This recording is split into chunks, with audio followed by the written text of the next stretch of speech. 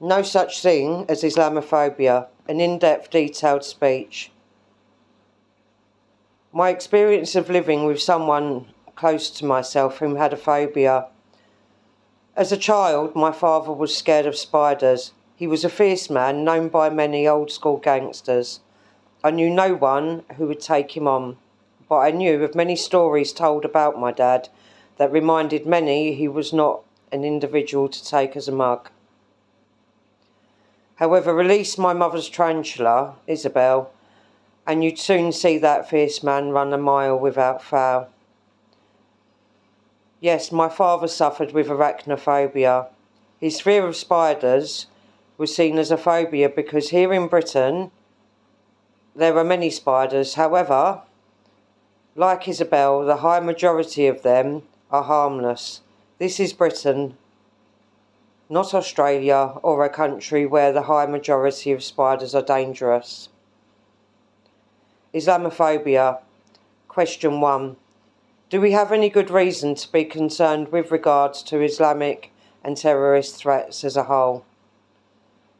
Over many generations, there are many reasons I have been able to source in order to highlight a suitable reason for concern.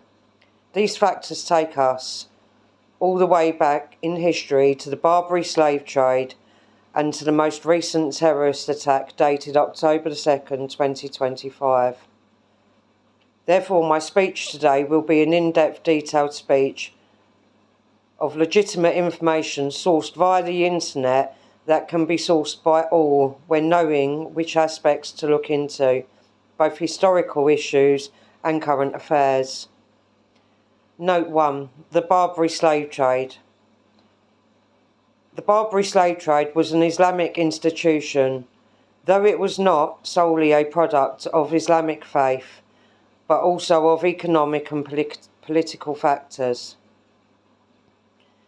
It was conducted by Muslim corsairs, privateers, who operated from the North African coast, Barbary coast, between the 16th and 19th centuries. Islamic motivation. The primary motivation was to capture non-Muslims for sale as slaves or for ransom. Enslavement and ransom. Christian captives were often sold into servitude, while some were ransomed by their families or governments. Religious conversion. Captives who converted to Islam were typically freed, as enslavement of Muslims was prohibited. Raid locations. The corsairs raided ships and coastal towns in the Mediterranean and sometimes as far as the North Atlantic. Diversity of victims. While the trade primarily targeted Christians, it also included people of other ethnicities and religions, including Africans and other Muslims. Complexivity. The Barbary slave trade was a complex phenomenon that involved both economic and political motivations alongside religious ones. Note 2. The Barbary slave traders protected their route on the Mediterranean Sea through centuries of raiding and conflict, which only fully ended after the Barbary Wars in the early 19th century and the French conquest of Algeria in 1830. The trade, which relied on captured ships and crews, continued until the 19th century due to lack of coordinated naval power to stop it and the economic incentives it provided. The peak of activity. The trade flourished for centuries, particularly from the 16th to the early 19th centuries, as corsairs from Algiers, Tunis, and other ports captured merchant ships throughout the Mediterranean and even into the Atlantic. Key conflict dates were as follows: 1785 to 1795. The United States engaged in smaller conflict with Algiers and began paying tribute to stop the raids. 1801 to 1805. The United States fought the First Barbary War against Tripoli after its ruler demanded more tribute. 1815. The United States fought the Second Barbary War, which led to a peace treaty with Algiers the following year. The final end. Despite the wars, some raiding continued on a smaller scale. The trade did not fully cease until France conquered Algeria in 1830, ending the last major centre of Corsair activity. Note 3. The Barbary slave trade was a background factor that fuelled the conflicts leading to the Battle of Lepanto, as it was a primary reason for the Christian Holy League's confrontation with the Ottoman Empire. While the immediate cause was the Ottoman campaign to capture the Venetian island of Cyprus, the ongoing threat of Barbary corsairs who abducted Europeans to sell into slavery was a major part of the wider Mediterranean power struggle between Christian and Muslim forces. Motivation for the Holy League. The Holy League was formed to combat Ottoman expansion in the Mediterranean. A struggle intensified by the continuous raids of Barbary corsairs who captured Christians for slavery in North Africa.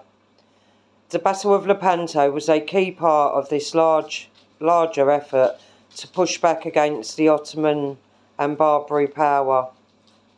Barbary corsairs activity. The Barbary corsairs, though not all part of the Ottoman navy at Lepanto, were a formidable force in the Mediterranean, who routinely engaged in piracy and slave raids against Christian shipping and coastal communities. Impact of the battle. The Christian victory at Lepanto temporarily crippled the Ottoman fleet, but it did not immediately end the threat from Barbary corsairs.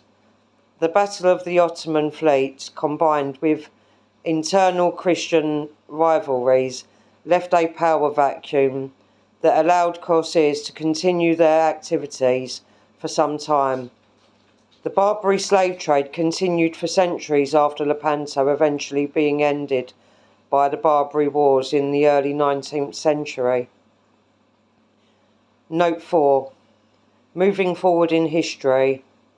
In accordance to the internet sources, it is not possible to provide an exact total number of Islamic terrorist attacks in the UK, as there is no publicly available official running tally stretching back decades. However, official sources and timelines from organisations like MI5 and counter-terrorism police provide context statistics on the threat from Islam terrorism, especially in recent years. Key information available on Islamist-related terrorism in the UK. A major threat. The official 2023 counter-terrorism strategy contest states that Islamist terrorism is the primary domestic threat and accounts for approximately 67% of attacks since 2018. No overseas direct attacks since 2025. There has not been an Islamic terrorist attack in the UK directed from a group overseas since London 7/7 attacks in 2005. Since then, plots have been mostly carried out by self-initiated terrorists inspired by groups like Daesh or Al-Qaeda. Most successful attacks.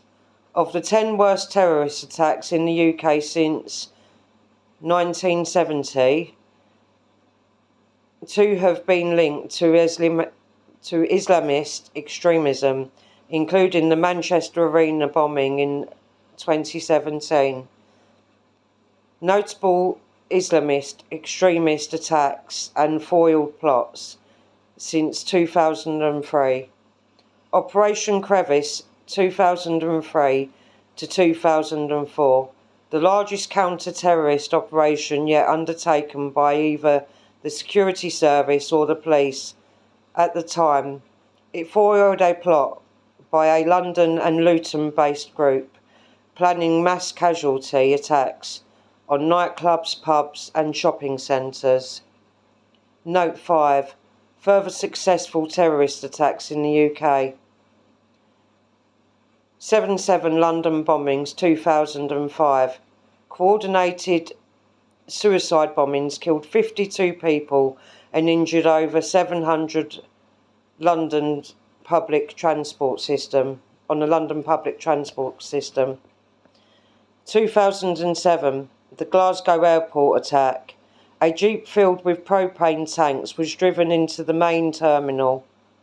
One attacker died, 5 people were injured. Murder of Lee Rigby, 2013. 2 extremists ran over and then murdered soldier Lee Rigby in Woolwich, London. 2017 attacks.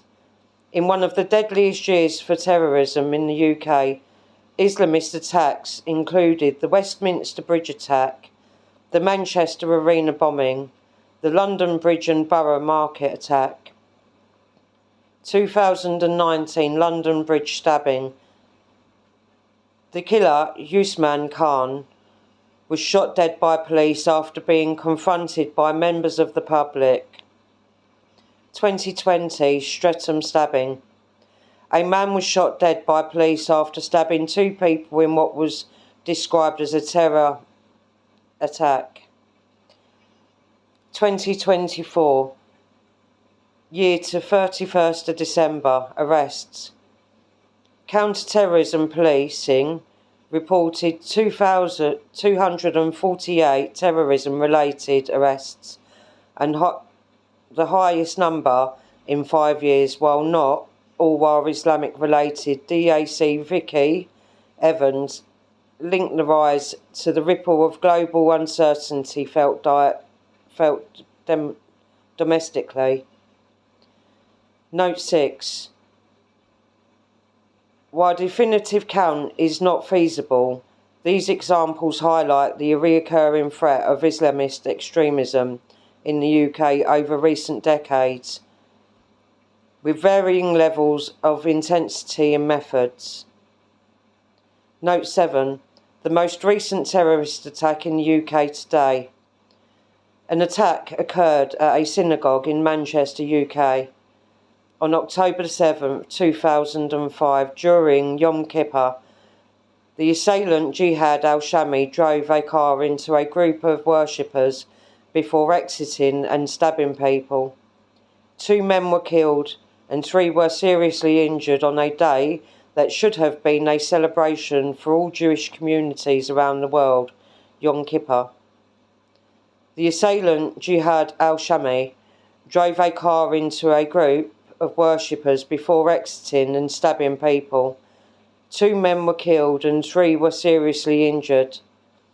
Perpetrator, Jihad al-Shami, a 35-year-old British citizen of Syrian descent, was shot and killed by armed police at the scene. Before his death, he reportedly pledged allegiance to the Islamic State during a 999 call. Victims. The 2 men killed in the attack were Adrian Dalby, 53, and Melvin Kravitz, 66. Both men were hailed as heroes for holding the synagogue doors shut to prevent the attacker from getting inside and harming more people. Context. The attack occurred amid a significant rise in anti-Semitic incidents in the UK, a trend amplified following the October 7th, 2023 2023 attack by Hamas on Israel. Note 8. Other notable attacks on synagogues. Synagogues around the world have been targets of attacks throughout history. Notable recent incidents include Djerba, Tunisia, May 9th, 2023. A shooting attack took place near the El Jibra synagogue, Jerusalem, January 27th, 2023. A terrorist attack at a synagogue in the Neve Yaakov neighborhood killed several people. Colleyville, Texas, January the 15th, 2022. A hostage crisis occurred at a synagogue where 4 people were held before being rescued unharmed. Halle, Germany, October the 9th, 2019. An anti-Semitic attacker attempted a mass shooting at a synagogue on Yom Kippur but failed to breach the main entrance. He went on to kill 2 people nearby. Poway, California, April the 27th, 2019. A gunman opened fire inside a synagogue during a Passover service, killing 1 woman and injuring 3 others. Pittsburgh, Pennsylvania, October the 27th, 2018. A mass shooting took place at the Tree of Life synagogue, resulting in 11 deaths and 6 injuries. Bearing all of the stated information in mind, I now move on to Note 10, Question 2. Do we have any good reason to believe that Islamic individuals have or are still making attempts to convert or change Christian traditions or our British way of living? Note 11. Response. From the pushing of Sharia laws and courts here in Britain to insults and complaints regarding the use of traditional, often Christian celebratory phrases such as Merry Christmas and Happy Easter, to the millions of halal meat butchers, often outnumbering our British butchers in many high streets throughout the nation, to halal meats pushed into our children's school dinners, to Islamic marches through our streets and individuals brandishing blades, chanting Allah Akbar, or from the river to the sea as they go. In many of London's residential streets today, the call to prayer is now a commonplace occurrence. Today, pro-Palestine action groups have been designated as terrorist organisations. Therefore, with all the information I have presented to you today, I clearly and abundantly state that it is of my opinion that there is no such thing as Islamophobia, because there is suitable reason for concern. Note 12, Final Statement. The documented meaning of a phobia is an extreme irrational and persistent fear of specific objects, situations or activity. The fear is out of proportion to the actual danger presented and causes significant distress or impairment in a person's life. The history of generations and attacks placed before conference today clearly tells me only one thing.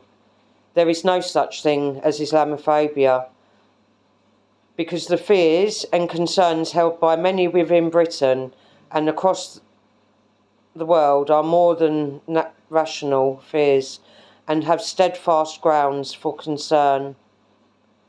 reasonable concern.